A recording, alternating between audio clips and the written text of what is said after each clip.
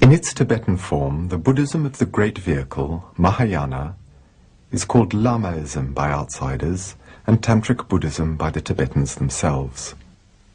To those who aspire to wisdom, it offers all known forms of ascetic life and all the possible techniques of self-transformation that exist.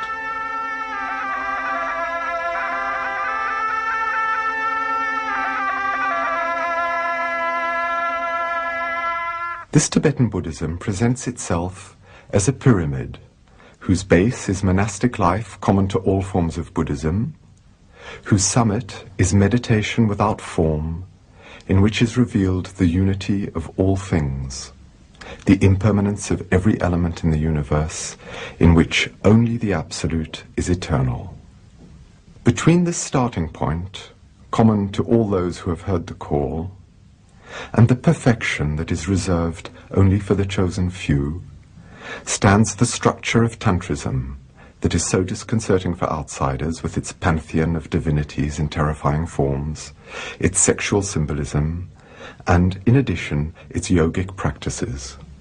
These monks, confessing to transgressions of the rules, are members of one of the orders called Red Hats, among whom one can find the largest number of both hermits and, on the other hand, married monks. The monks devote themselves to studying metaphysics, sometimes for years. This path can be compared to that of monks anywhere, but the exchange of ideas concerning the noble questions takes on a typically Tibetan form.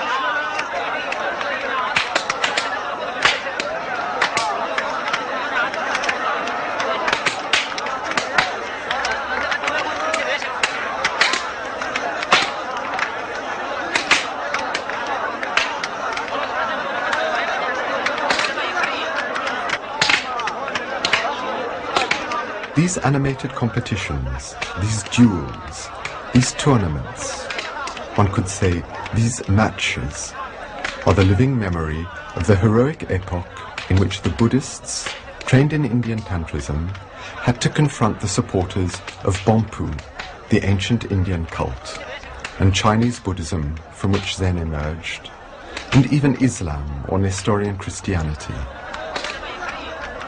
Those debates were veritable battles. Sometimes they were competitions for miraculous powers. Today, these controversies between the one and the multiple, the noumenon and the phenomenon, or between time and eternity, are a particularly favored teaching method in the monasteries of the Yellow Hat Reformed Church. Imagine we are in Europe, and that these men are students at a teacher's training college discussing Hegel's dialectic, or even Trappist monks inquiring into the dogmas and mysteries of the faith. Each examiner strives to disconcert his opponent, making him lose his concentration by clapping his hands and shouting. This fairground or battlefield situation gives rise to ample opportunities for diversion.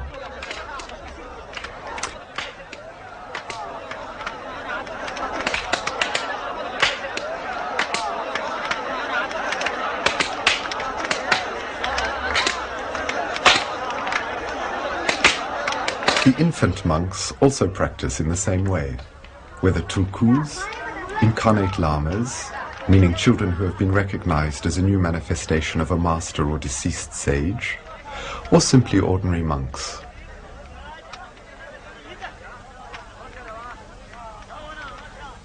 If monasteries of 1,000 or even several thousand monks were not uncommon in Tibet, today in India, or more precisely, on the Indian slopes of the Himalayas, the exiled monks and lamas have been reduced to setting up makeshift monasteries.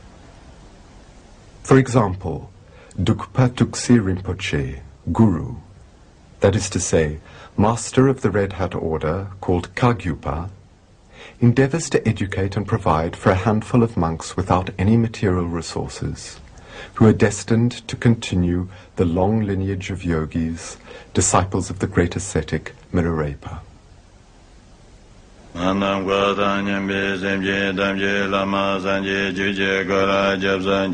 The study of the scriptures, of the doctrine, of the theoretical knowledge of wisdom, is the preferred approach of the yellow hats, who often practice it for years and years before engaging in more practical techniques of ascetic life. This academic approach to knowledge is not, however, unknown to the red hats. The ritual objects being placed before the oldest lamas denotes that the text being read is a tantra, hence the word Tantrism. These tantras are esoteric books composed of both metaphysical treatises and manuals concerning ascetic techniques. Only after receiving the initiation of a particular tantra, and after hearing it read aloud by his master, is a disciple allowed to begin his personal study of it in solitude. These tantras, symbols of the fundamental forces that go to make up a human being and the universe as a whole, are of different tantric deities visualized by lamas during their meditations. These tantric divinities or deities play a fundamental role in the Tibetans' form of meditation, especially in a highly significant form of meditation ritual, that of the mandala. Significant form of meditation ritual, that of the mandala. In the winter fog, 4 lamas are working together, setting up what is in fact a very simplified mandala of the kingdom where the principal deity of their order resides, E Vajra. The construction of a mandala is already a ritual in itself. These monks are working without notes or models to refer to. They work together in harmony at a shared task that is already a way of broadening one's limited individual consciousness. Nothing is left to chance in the way that the lines and spaces are arranged around the central point which represents the whole, the totality. The building of a mandala, even a simple one like this, takes a minimum of 2 whole days. 2 days for which the monks have prepared themselves by lengthy fasts and prayers. Meanwhile, life in the monastery continues, with work, study and daily offerings, activities which, in monasteries the world over, punctuate the hours in the monk's daily life. Once the outlines are completed, the lamas add the colors to the mandala, putting the powders of the 5 symbolic colors on the appropriate sectors: green, yellow, blue, red and white. 5 colors, 5 directions: north, south, east, west and center. This division into 5 can be found everywhere. 5 Dhyani Buddhas, each one being an aspect of the Absolute or Supreme Buddha. 5 subtle energy centers in the human body. But there is also a 6th point situated above the mandala, that is out of space and time, and is what Christians call everlasting life. These faithful people are searching for this everlasting life, although they are not fully aware of it. They make the ritual tour of the temple and turn the wheels containing holy scriptures in memory of the wheel of Dharma. The practice of mandala meditation is considered to be a way towards reaching one's Buddha nature, for its geographical and spatial symbolism has, above all, a dynamic quality, which leads the person who lives this experience from the periphery towards the center, from multiplicity towards unity, and at the same time from illusion and death towards reality and life. For the mandala, a visual symbol is a concrete support for meditation. It is, above all, a plan or a map of a deity's domain, a place in the center of which his palace or temple and his throne can be found. Considering that Tibetans are by no means polytheistic, each deity, emerging from and returning to emptiness, is itself the door towards knowledge of the one reality. Once the mandala is finished, it is set up inside the temple, and there the meditation, which is purely an inner ritual of prodigious intensity, will be performed. Each participant will experience the liturgy of the mandala, and, through the acuteness of his attention, will take the inner path that leads from the dark exterior world to the light of the kingdom, and to that darkness which is even beyond light, that of the uncreated. For the center of the mandala is the Alpha and the Omega, the chaos from which the world emerged, and where time comes to its completion. It is the center of the universe, and also the center of every man. It is the kingdom of heaven that is within us, within you.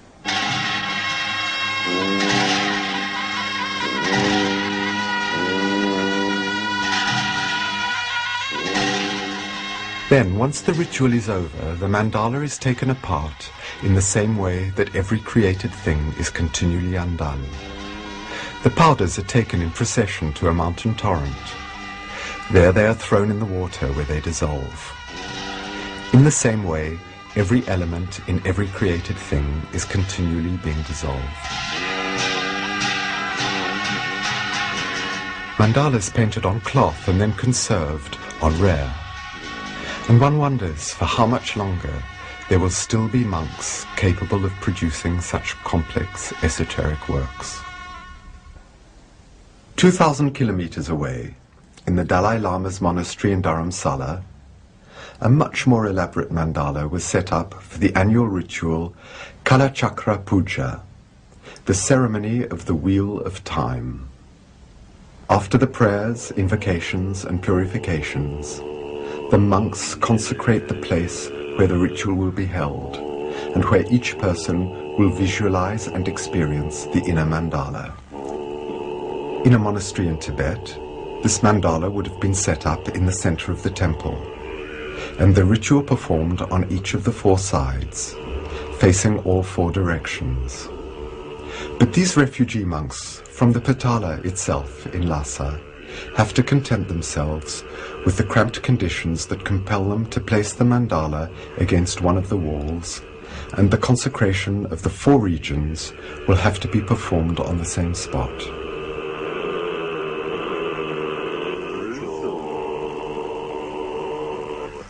This preparation is at one and the same time a decision to perform the ritual, a prayer to obtain the location, an exorcism forbidding the spirits and evil forces of the psychic or subtle sphere to contaminate this place that is solely reserved for spiritual practice, and lastly, a consecration, a seal set in the chosen place.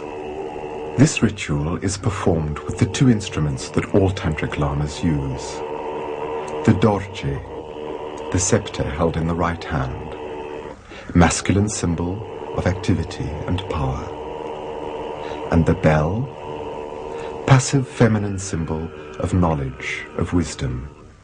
To distinguish between wisdom and action, and then to unify the two, is the very foundation of Tibetan Buddhism. I have been told by Tibetan and European experts that these pictures are unique, and we are here in that secret heart of hearts of the Tibetan tradition.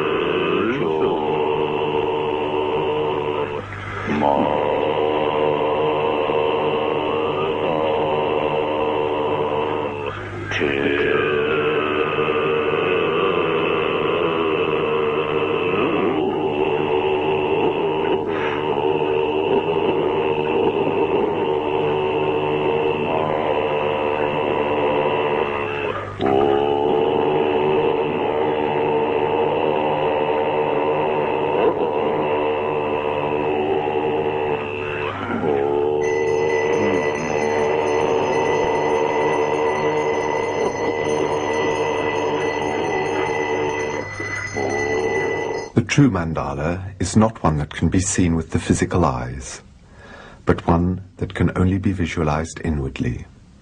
The execution of Tibetan rituals often takes several days, demanding many hours of daily presence in the temple. This is why food and tea are distributed amongst the rows of monks.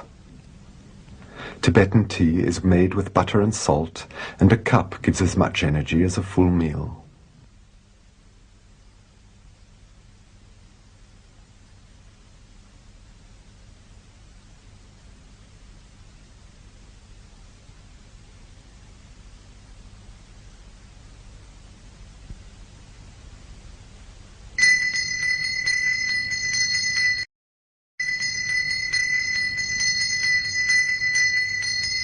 As the meditation progresses, it becomes more and more subtle and purified. The ancient science of visualization of a tantric deity, with its symbolic attributes, is very far from our mental structures. However, its theory and practice have been confirmed by the discoveries of modern research in depth psychology. It is a technique of self-knowledge and of the reintegration of the forces that are active in our subconscious. It is, above all, a direct support in the search for liberation, nirvana.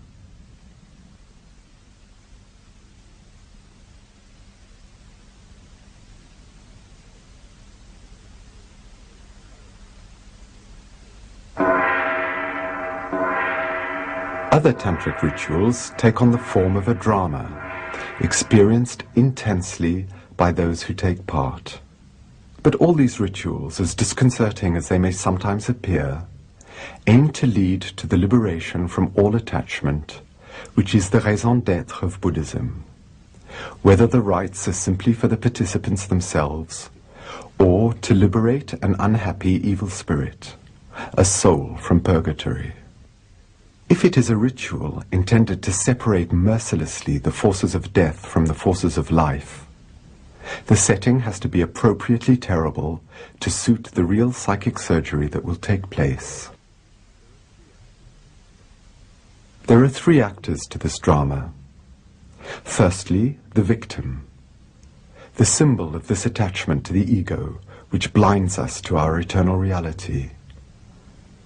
Secondly, rising over the remains of the beast in us, the great destructor Mahakala, he who destroys what must in any case be destroyed. Mahakala, the terrible, the beloved, he who calls us to awareness. Mahakala, who devours and consumes, who kills to give life beyond birth and beyond death.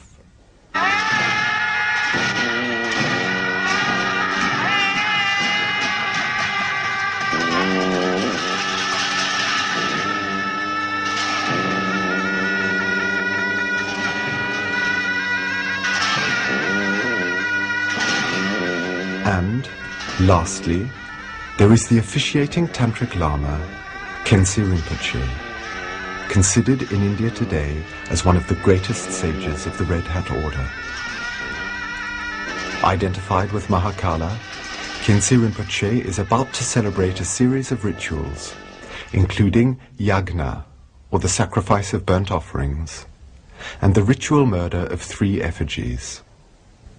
His weapons are the mantra, sound or invocation, and the mudra, a movement not only of the hands, but of his entire being, the repercussions of which are felt well beyond the physical and bodily plane.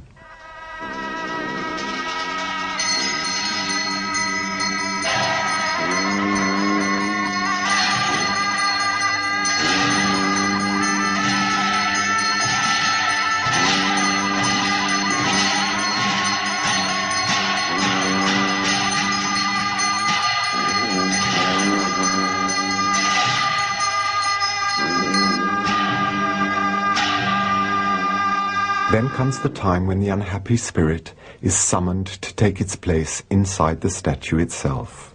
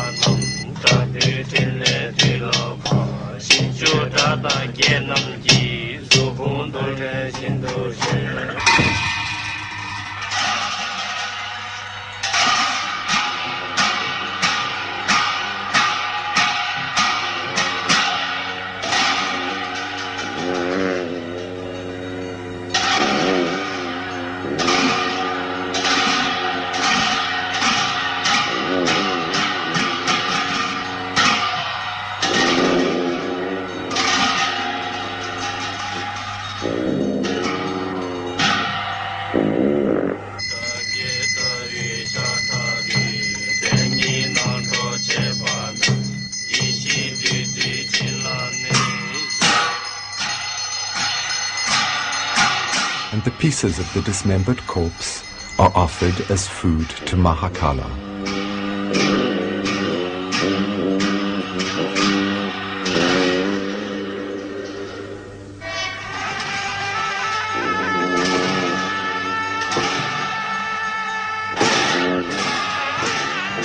Khyentse Rinpoche then goes to the opposite side of the temple, where a straw dwelling which has been built to receive another effigy is ready to be set alight.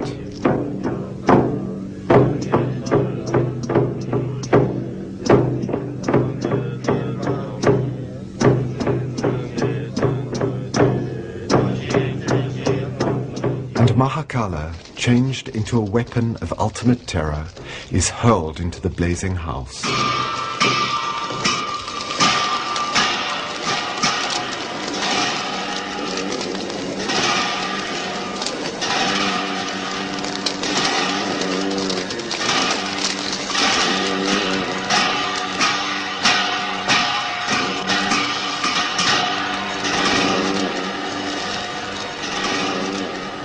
The mortal remains of the spirit are finally given a symbolic burial.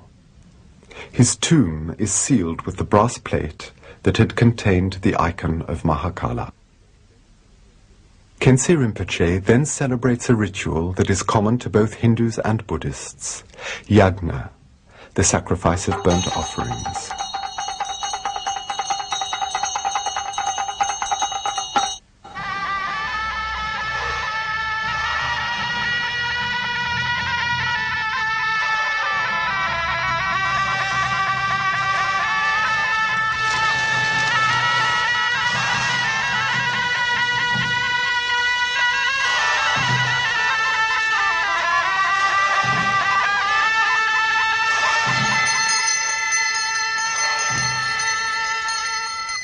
For the monks, it is not a matter of attending the sacrifice, but of taking part in it. The fire is the mouth through which the Absolute devours everything that it, itself, cast out of itself. It devours multiplicity and division in order to bring back every created thing to the unity that is beyond space and time. Oh, fire, consume illusion, untruth, egoism, ignorance. Consume suffering, consume death, and give us awakening through the knowledge of that which we really are.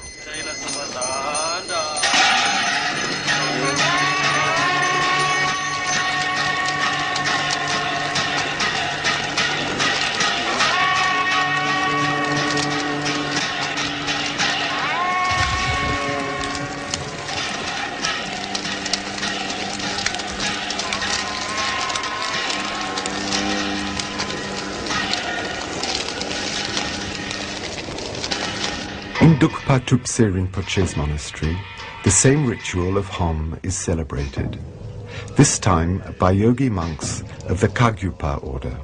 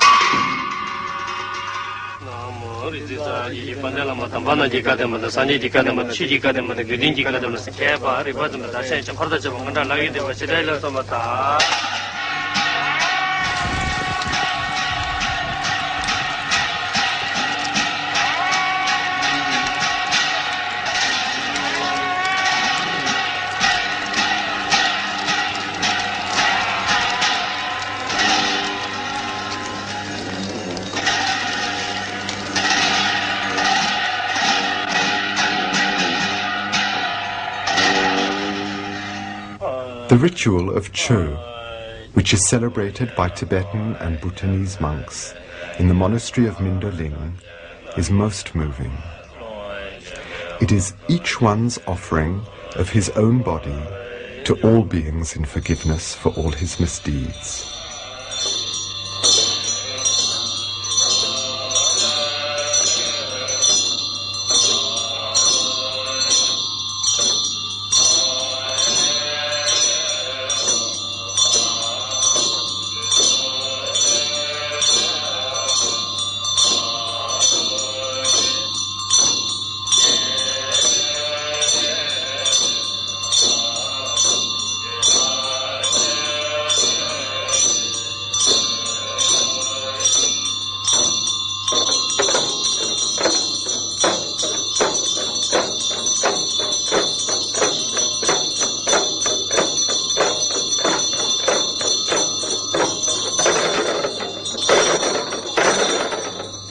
This statuette is the image of our own body, created to be a temple, but which our selfishness has made a prison. isolating us inside of ourselves and preventing us from gaining access to the infinite and to the universal.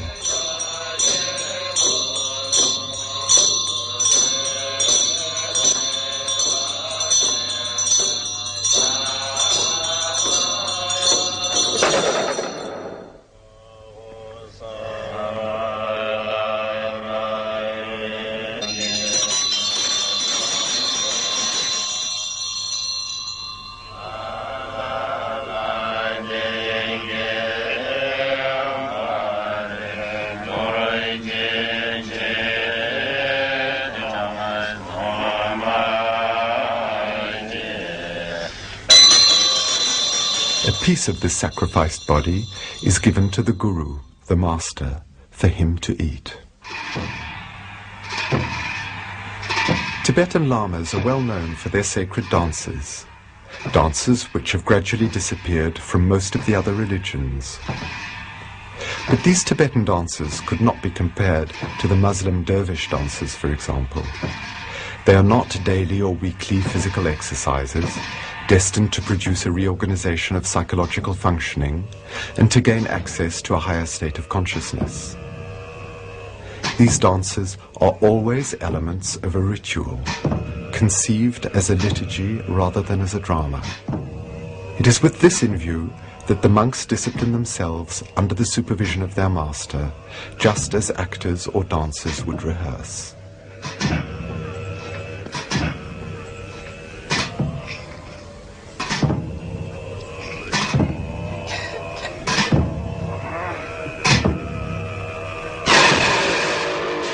In the monastery of the great yogi and Tibetan abbot Gyalwa Karmapa at Rumtek in Sikkim, the annual dances last 2 days.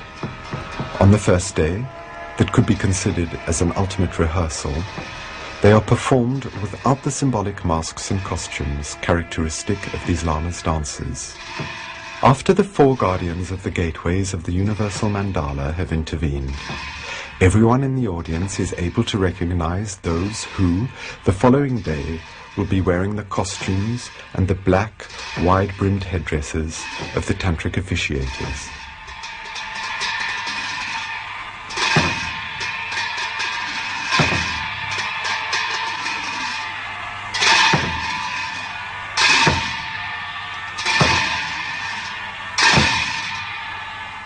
Then, those who will be wearing the masks of Mahakala and his followers.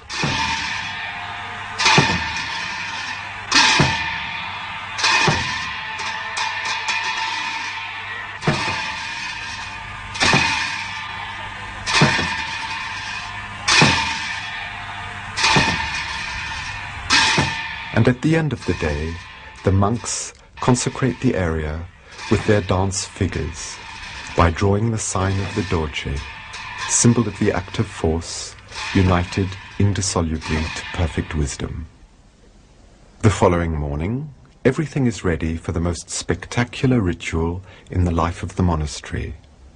An icon of Mahakala, the destructor, an effigy in which will reside the spirit to be freed from itself, the audience, and His Holiness the Karmapa, abbot of the monastery and head of the Karma Kagyu order.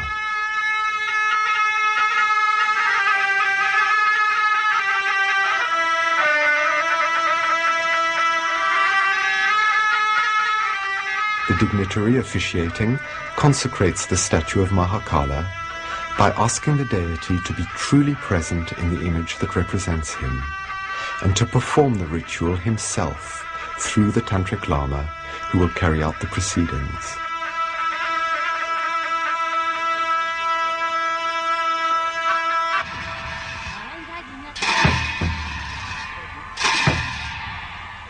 The spirit, the soul from purgatory, is summoned to take its place in the effigy.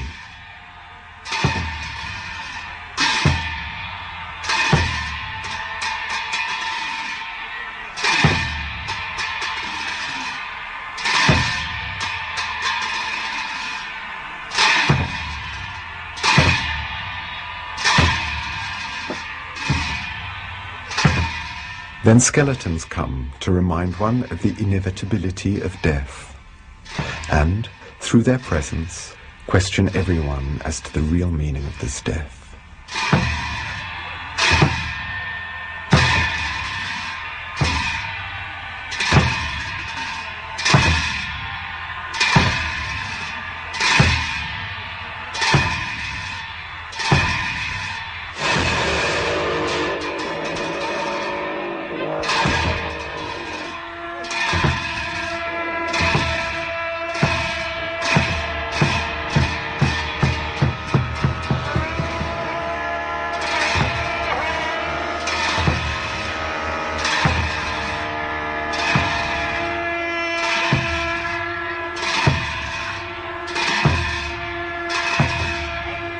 The four keepers of the four gateways protect the threshold of the sacred mystery of the new birth that follows a consciously accepted death.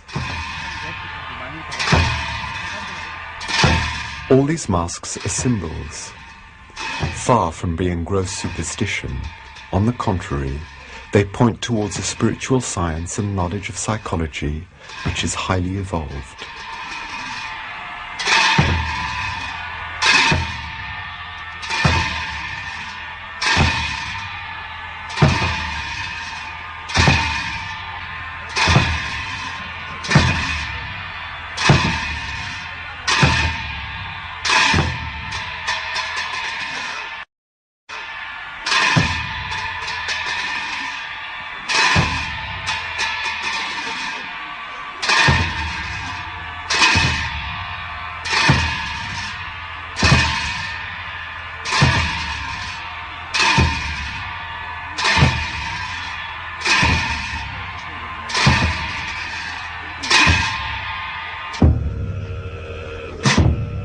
With various symbolic instruments, ropes, handcuffs, and different weapons, the officiator gradually prepares the spirit for the moment of death.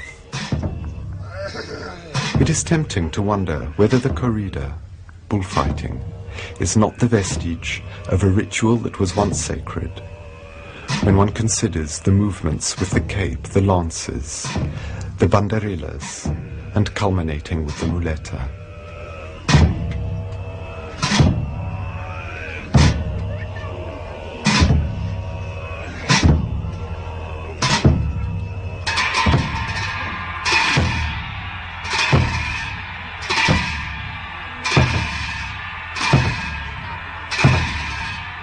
The moment for the ritual murder has arrived. The celebrants' associates, in their ceremonial costumes, come into the arena for the death blow.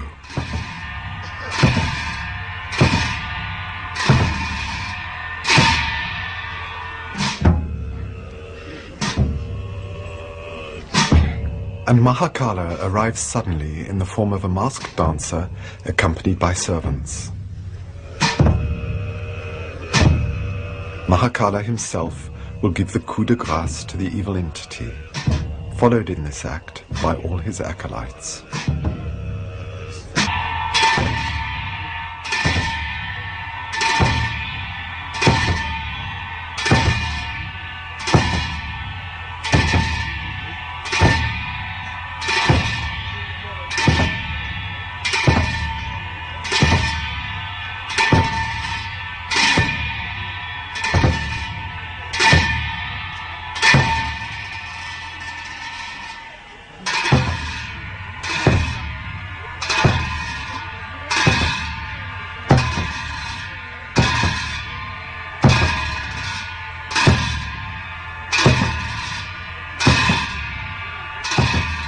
At the end of all these ritual dances, a deer always appears to cut up the corpse and distribute the remains. But no Tibetan would claim that these tantric rituals are the ultimate objective of the Lama's spirituality. In the hermitages in the Himalayan jungles, masters and disciples take up a harsher ascetic life of yoga, in what is considered to be a more advanced stage on the path. This elderly man, centered within a tranquil inner strength, is Bhutanese and has spent most of his life in Tibet itself. Those around him are wearing the Bhutanese national costume and have all come to honor a stupa under construction. But this man is not simply a serene old man. He is, above all, a yogi, a very great yogi, Lopon Sonam Zangpo. There are only 3 young people who, having successfully passed all the severe tests imposed on them, have been chosen to become disciples and allowed to receive their initiation from him. Initiation, in other words, the beginning, admission to the path. And also ordination, the essential transmission of a spiritual influence, of a force the disciple will bring into play by means of all the exercises and techniques of the yogic discipline, bringing to maturity the seed that has been sown inside him. It is certain that the Guru, the Master, is the one who guides, encourages, and teaches. But he is, above all, the one who gives birth to a new life, who brings into the world a world that is not of this world. It is out of time, blessed, limitless, made of stillness that is more active than any movement, made of silence that is more vibrant than any words. At the other end of the Himalayas, Abo Rinpoche is at present the most revered of all the Tibetan yogis who have succeeded in escaping their country to take refuge in India.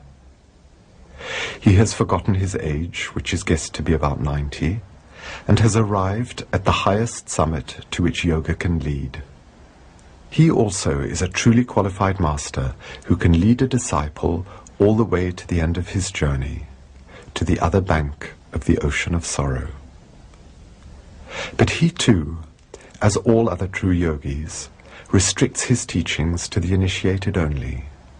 Tibetan yoga has taken on a form that is quite different from Hindu yoga, whose postures and elementary breathing exercises are popularized today in bookshop window displays everywhere. However, amateurs must be warned that the Tibetan's yoga is far from being put up for sale on the worldwide market of Orientalist fashion and spiritual gimmicks. You may only see certain exercises that are amongst the most simple and the first to be taught. And yet, only a few years ago, in Tibet itself, nobody, not even a monk who is not a yogi, would have been allowed to have a glimpse of these movements and postures that were kept in absolute secrecy, and anyone trying to watch them in secret would have been severely punished. All physical yoga is based on a paradox: to transcend the mortal body, to go beyond the limitations of that body, by devoting to that very same body one's attention and efforts. For yoga is one aspect of Tantrism, and according to Tantrism, nothing, absolutely nothing, must be refused, denied, or repressed. Everything must be accepted, integrated, and transformed, like nature changes coal into diamonds, like the alchemists speak of changing lead into gold. As great as he may be, Abo Rinpoche adopts the most humble of attitudes before the Tulku Lama, Kamtrul Rinpoche, who is recognized from childhood to be the incarnate Lama and presides over the destinies of his order. As secret as the science of yoga is kept, however heroic the yogi's asceticism, as extraordinary and even miraculous as the results may be, these yogis are sages who stay in perfect harmony with what ordinary everyday life entails for every man. These 2 yogis, one from Ladakh and one from Bhutan, whose vision is beyond the veil of appearances, know above all things that they are one. They are playing their part perfectly, spontaneously, freely. They are completely aware of the present moment and are overflowing with serenity, joy, kindness, and compassion. For they are free from any trace of the past, whether conscious or subconscious, and they are also free from the slightest preoccupation with the future. This magnificent dorje that is carefully protected in an antique silk drape has been held in Milarepa's own hands, the founder of the Order of Yogis. This is why it is handled with such respect and brought up to the forehead as a sign of veneration. This dorje is the emblem of supreme power, power which, for Tibetan sages, is always related to compassion. Not love that is founded on emotional impulse, capable of becoming its opposite and giving birth to selfishness, jealousy, hatred and despair.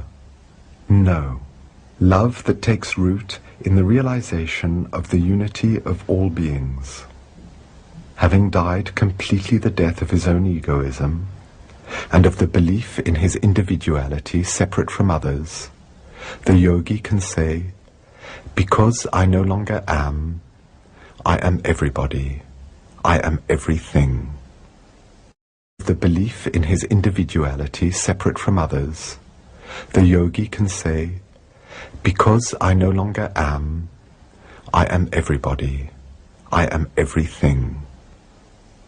To those who thirst to know, the Master answers. Little by little he reveals the secrets of the teachings. How to meditate. Where should the eyes be focused during meditation? The Tibetans do not meditate with their eyes closed but open, sometimes focused on the tip of the nose. The body must be completely relaxed and immobile in a posture that can be maintained without difficulty for several hours. Some tantric meditations are based on visualizations, visions for which no drug, no magic mushrooms are necessary. These meditations last for several hours, or even several days. The yogis use a belt to support the body in a position that is sufficiently comfortable. Tibetan yogis distinguish 5 centers or wheels in the body. The root center, the center at the navel, the center at the heart, the center at the throat, and the center at the head, called the 1,000-petaled lotus. The yogis also describe the circulating currents of energy in the body. The 2 main currents flow alongside the spine, one ending at the left nostril and the other at the right nostril. The energy or prana that animates the whole universe enters the body through the air we breathe and circulates in these subtle energy channels, or nadis. This shows the importance of certain breathing exercises, particularly the watchful and conscious participation in this process of breathing that begins with the baby's first breath and ends with the dying person's last. This yogi asked me the question, "Do you know how to recognize a true master?" "By the way he laughs," he answered himself, and effectively dissolved into laughter. The master, here Dukpa Tukse Rinpoche, first teaches beginners to loosen the belt at the waist. Relaxing the belly is the foundation of the correct position. How would it be possible to position oneself within oneself if a tight, contracted attitude is maintained? Only the person who has discovered his center of gravity can exchange freely with the universe of which he is a part.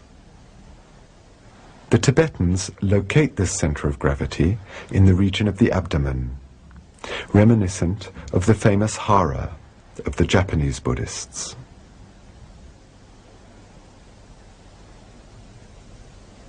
All the Tibetan Buddhist ascetic exercises, all the tantric rituals, all yoga practices find their meaning and their accomplishment in meditation. This meditation is forever changing as the disciple progresses and matures spiritually. The visualization of symbolic forms is gradually surpassed and the ascetic rises to the plane of meditation without form, to the perception of emptiness, or shunyata, which is the key to Tibetan Buddhism. In India, amongst the refugees, as in Tibet itself around the big monasteries, small cells have been built, where a monk can go on retreat and live as a hermit for days, weeks, months, and sometimes even years. During this time, he sees no one and receives his food through a hatch. The monks meditate in these tiny cabins. Today, they have allowed us a glimpse of their world, a world of peace and inner vision. Some are still beginners, while others are advanced initiates. But all of them aspire to the same realization, that of becoming Buddhas themselves, not only for their own emancipation, but for the welfare of all beings.